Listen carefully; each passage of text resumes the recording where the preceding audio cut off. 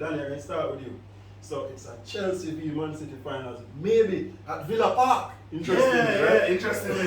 But before we even get there, so Danny, I mean, we talk about that then. So this is Pep's first Champions League final since leaving Barcelona, not even at Bayern Munich. And he's done it at City. You have said, you know, he said it himself, if he doesn't win the Champions League, Man City is a failure. Yeah, so what do you think this means for Pep? I think it means a lot for Pep, you know. So Tuchel, so far. No, not for Pep. No. so for Thomas Tuchel, right? Yeah, it's straight for there. So for Thomas Tuchel, right? He wants to win Champions League because he wants to keep his job, right? But for Pep, it's his legacy. His entire career at Manchester City is on the line. And I think he's going to play on his mind, right? Every season, if you look at his progression in the Champions League since leaving since leaving Barcelona, I think he went to the semi-finals with City once. Yeah. When Tottenham defeated them, and he went there once with Bayern Munich. I think Barcelona knocked them out too. If memory serves me correct, I think Barcelona defeated them and went on to win that year under Luis Enrique. Mm-hmm. This means everything to him. And I think he's going to have it playing on the back of his mind. I think that is where Chelsea actually has the advantage. Mm-hmm. I give Chelsea the advantage going to this finals because I think Pep will run the risk of overthinking because this means everything to him. Yeah. I want to touch on probably about 3 key players for Man City. So not even Mahrez, Ruben Diaz, who would have come in replacing a Vincent Kompany, stabilizing that backline significantly with the injury to Laporte and somewhat out of form. You know, Kevin De Bruyne, a key player, as well as Phil Foden. Right? Now those 3 players, you know, when you match them against what Chelsea have, of course, you know, in terms of a centre back, Thiago, you know, you look at Mason Mount, right, Kevin, as well as Phil Foden. Phil Foden. You know, I see these players as, you know, they can give a performance, you know, and even Gundogan, you know, I mean, they have quality all over. What do you expect? Do you think the game lies, for Man City, lies with these, let's say, 3 or 4 players? Yeah, I think so, and I started out by saying Riyad Mahrez, and we have always been criticizing Mahrez since he has City and saying, boy, I don't think he's integrating with the side and he's not doing what Pep wants him to do. But if you look at Mahrez over the last 5 to 5 or 5 to 8 games, he has been a standout player for them. We know Kevin De Bruyne is class, right? Yeah. And Kevin De Bruyne is not the type of player where you can say, okay, I'm going to try and stop Kevin De Bruyne from having a good game. Yeah. You don't need to. It's not going to happen. He's going to have a good game. Yeah. What you need to look at is the person ahead of Kevin De Bruyne in my mind. I think Riyad Mahrez is going to be key to Man City's success if they are going to get it done.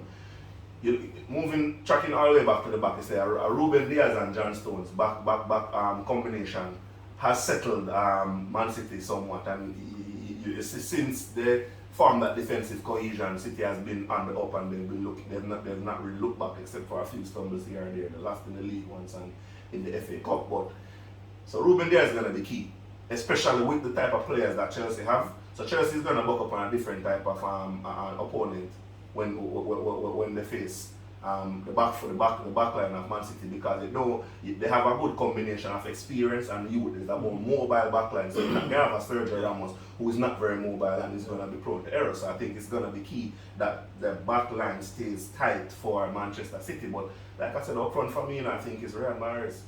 And the Riyad Mahrez is the man that you need to keep out of the game, because you're not going to keep Kevin De Bruyne out. If you keep the players who are around him supporting him out of the game, I think that's the key. Question for you, Kevin, right? So, Pep, we've seen the emergence of the false 9. You know, we've seen Kevin De Bruyne playing there, Phil Foden, you know, some of the more technical midfielders. And we've seen the impact it has had on the season for Man City. Do you think Chelsea will be able to combat that false 9 system, and how do you think Thomas will approach it here? So I think you approach it the same way, right? We're going to use the same formation. The thing about the false 9 is that you don't have a point, and the runners tend to come from midfield, arriving late.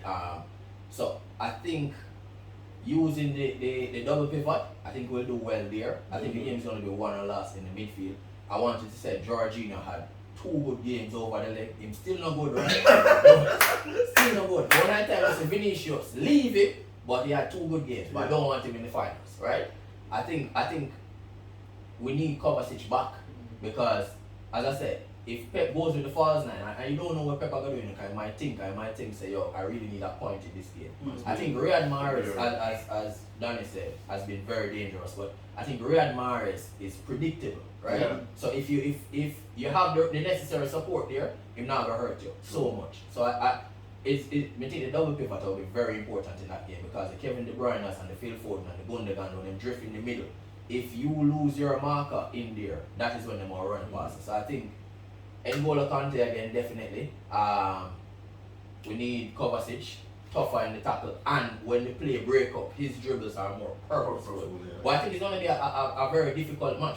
But one thing I'd say also is that City, in a sense, haven't played this type of Chelsea yet in terms of Kai Havertz that's emerging in form because Kai Havertz is him understand that space between the 9 and 10 very well. Like a 9.5. Drift. Yeah. And him have excellent touch, right? Kind of so, like a centre forward. yeah, so and him drift, right? So you see, that's going to present a new challenge for Ruben Diaz and Johnson. I think Johnson is definitely weak link in my mind. Definitely. So it's whether them stick or shift, right? Because are they going to come out and try to get the ball off Kai early and leave that space behind for team of runner to run into? So I think the game is delicately balanced at this moment, and I said it before, I never want to play City, right? Yeah. I think City are favourites in my opinion. You know, just based on the form that they are, and then based on the strength of the team. It's not Real Madrid. Yeah. It's a stronger team all around. I say Kyle Walker looking unbelievable. Yeah. Shut down Neymar, right? Yeah. Neymar in his pocket. So it all depends on what City goes with. But I think for their current setup where they have this false 9, I think the double pivot will be very important in terms of trying to pick up those 3 players that So get in the space. last comments, because I mean a couple of things went through my mind when you were talking, and I definitely want score predictions. I know final predictions. I know that we did it the last time around, but I want to see if there are any updates. My team would have dropped out already, so I definitely have to change. But couple of things went through my mind. I mean, locking down Riyad Mahrez, I think is more difficult than we may assume because he'll be running, in my mind, against Ben Chilwell. And I think that's unless, you put Aspi out on the left and probably keep Reece James on the right, it might be tricky. Send him inside. Right. That's all they have. So with Mahrez always want to go inside, right? Yeah. So set him outside. Let him go down the right and hurt you. And if him come inside, that is where again the double pivot. One of them have to drift and close him down. And then Mahrez is very selfish, Yes. So even when that pivot comes towards him, his first instinct is not to pass. Yeah. He want to try to get angle to get off the shot. And one other thing I was wondering, do you think it's possible, and I tried to both of you guys, for Pep to come now and say, all right, Yes. this Chelsea side Yes. have to be careful. Yes.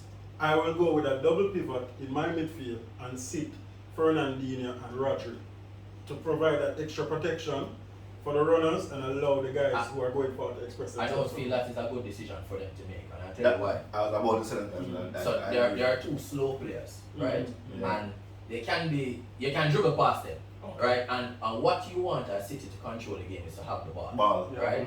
And when you start those 2 players, they're good in terms of closing down the space, but if pace will get past them, pace will get past them, and you put you on the back foot. So I think it's better if City dominate the play.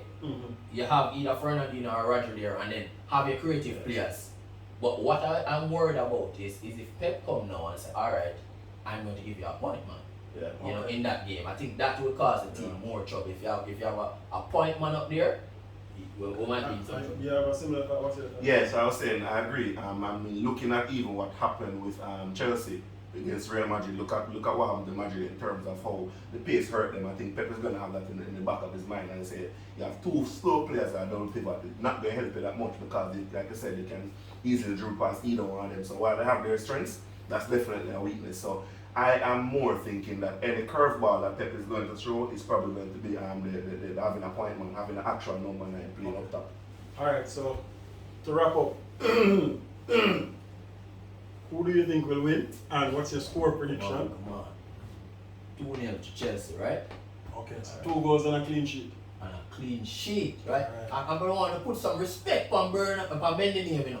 See? Bendy. Put some respect on Mount name first. Come on, man. Alright, there you go. No, you will in. I think about it some more. It's a tricky one. I think Yeah. it will be a very tight affair. Maybe even go to extra time. Ooh. Maybe even go to extra time.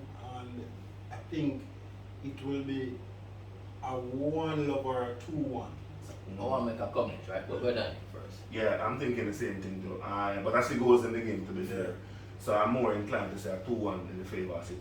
So what I say about the 2 matches, or the 4 matches that played this, they were very good matches. They were. They were very competitive Which 4? end to end.